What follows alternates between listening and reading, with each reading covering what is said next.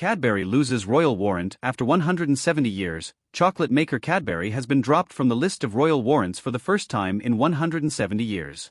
The Birmingham-based chocolatier was awarded its first royal warrant as chocolate and cocoa manufacturers by Queen Victoria in 1854, but it has lost its royal endorsement under King Charles.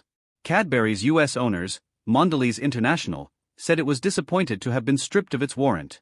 The King has granted royal warrants to 386 companies that previously held warrants from Queen Elizabeth II, including John Lewis, Heinz and Nestle. Companies holding the royal warrant of appointment, granted for up to 5 years, are recognized for providing goods or services to the monarchy. Among the King's new list of warrant holders are many firms selling food and drink, such as Moët and Chandon, Weetabix, and chocolate makers Bendix and Prestat Ltd. Warrant holders are allowed to use the coat of arms of the royal they are associated with on packaging, as part of advertising, or on stationery.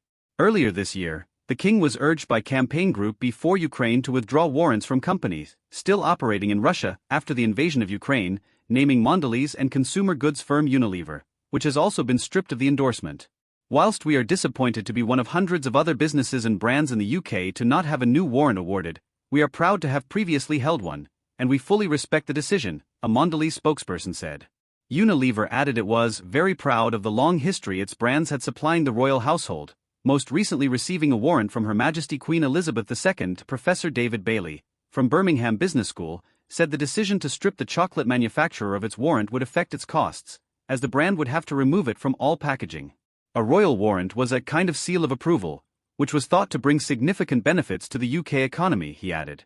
Speaking to BBC Radio WM, Professor Bailey said British companies also benefited from being awarded the royal endorsement.